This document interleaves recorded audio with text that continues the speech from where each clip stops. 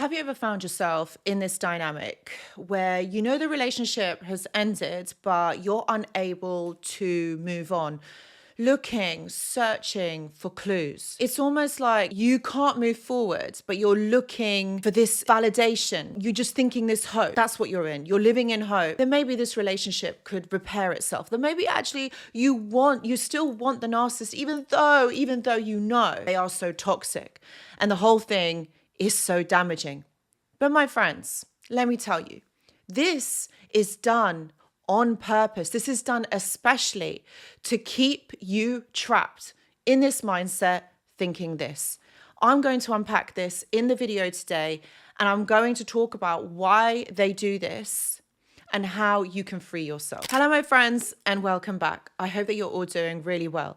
So I've been called to make this video because I found that so many of my clients were actually going through this. And so many of you in the various comments through the other videos, like this is what you guys have been experiencing. So I'm going to make a video on this. This is all about control.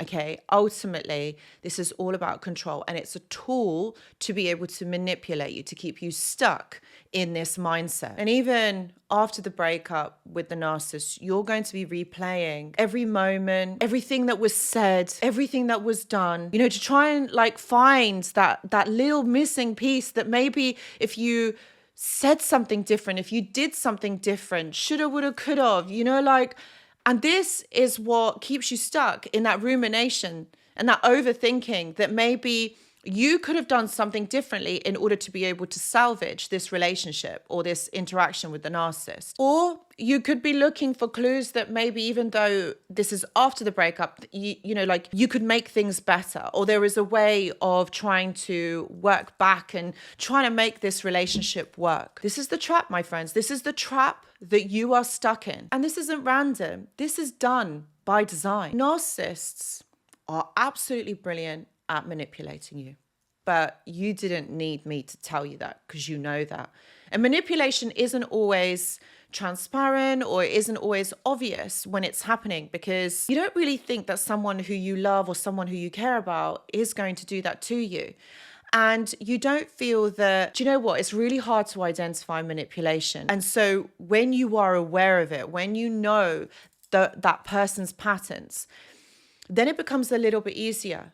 So I'm sure that you understand or know the narcissist patterns of behavior, so you can see this for what it is. Narcissists are good at manipulation. They're great at creating an illusion and making you believe this alternate reality. They will flood you with love, with affection. They will tell you all these things so that your heart softens. You let your guard down a little bit. And this is where you start believing them. Maybe, they might post things on social media that makes you think, oh, do you know what? They look really good, or they look like they're having fun. So it evokes a little bit of jealousy, maybe a little bit of competition, and it makes you feel a certain type of way. And so they recreate this love bombing phase. So what happens is you are psychologically and emotionally taken back to that first time when you guys first met, or whenever this relationship began. So what happens is you start reliving all of those emotions, all of those memories come back up. And for those of you who have been in long-term relationships with them, there's going to be a feeling of nostalgia, a feeling of familiarity, this person, we got history together. I can't just let this go. I can't, I know this person for so long. And this creates an emotional high and a really deep, dependent connection on the narcissist. This is the makings of hope. Hope is the perfect connection that this will last forever. As you see, as time goes on, this affection, once they know they've got you, this affection, this love bombing, this connection, this nostalgia, this familiarity, it fades, doesn't it? Because it happens again in a cycle. And so they change again. So this is the key, my friends. If they meant all of this, you felt the way that you do you not think that what they have created, this love bombing, this connection, this emotional high, this attachment that you have to them, do you not think that this would have continued throughout the relationship, or even at the end of it, even after the breaking up, even though they've done this again to you? Do you not think that this would have continued? If they had genuine, real feelings, then you would be feeling like this for so much longer than you actually do. Because remember, once you're caught in that cycle, once you're caught in believing them, this all stops, doesn't it? This all ends and they become that version of themselves that they were before. They'll just give you enough kindness to keep you there. You know, like they'll breadcrumb you just a little bit so that you keep hanging on. And this is the hope. This is the hope that you are hanging on to, that maybe this person has realized, maybe this person is going to change and everything is going to be better. We're going to work through this. We're going to make this relationship work. But I tell you something, deep down in your heart, you know, don't you? When you know, you know.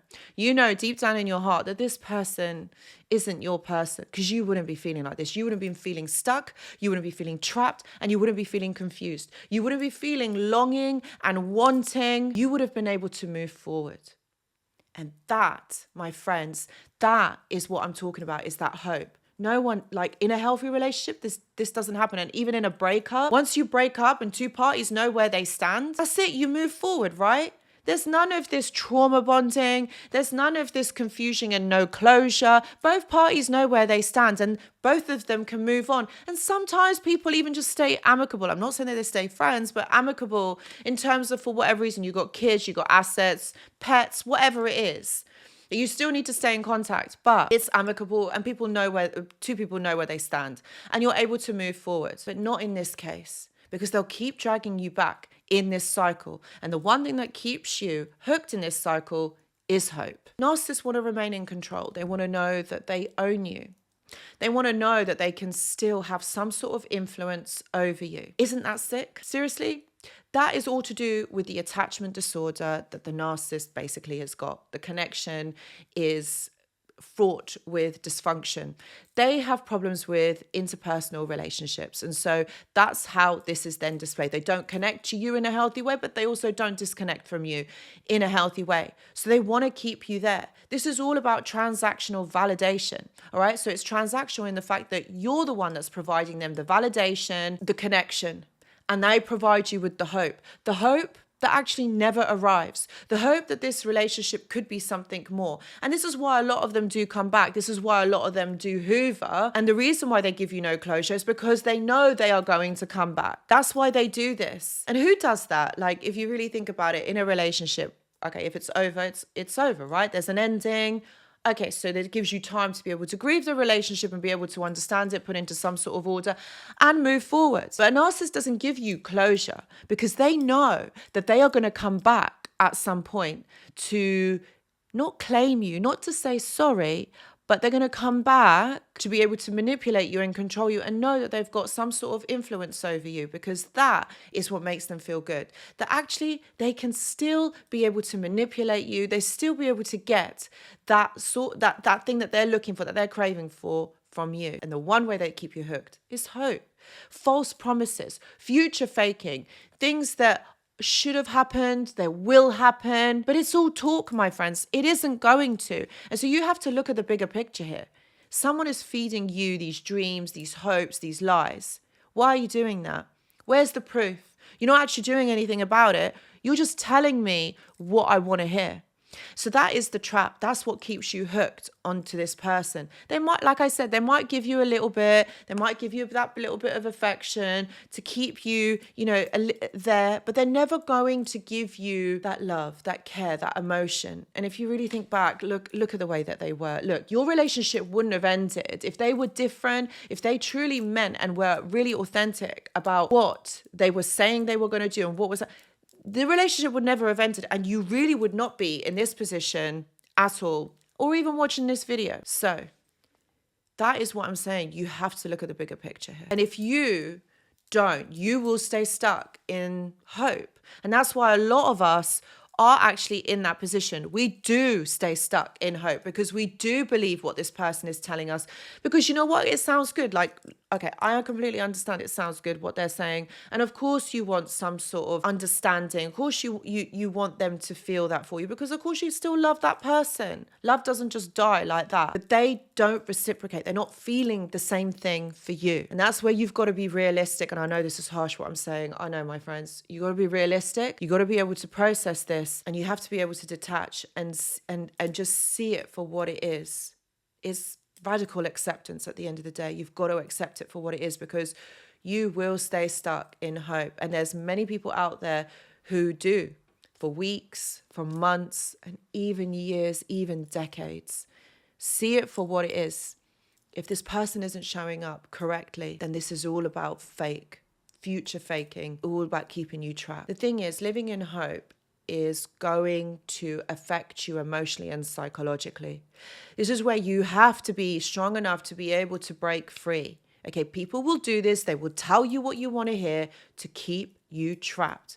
And the way that you break through this is understand the tactics, understand who they really are, understand what validation they are getting from keeping you stuck, from not coming forward with all of their promises. You know the real truth, that they are toxic. Why would you want this kind of person in your life? So this is about reaching out to professionals who can help you move forward from this. Speaking to friends or family if you feel comfortable, to get the validation, to feel good, to build up and boost your confidence a little bit. If you are someone that is going through this, please know that I do offer one-to-one consultations. Please see the description box below. I've also got the live streams that happen every single Tuesday at 9 p.m. UK time. Guys, I really hope this video has helped, and I hope to see you in the next one. Goodbye.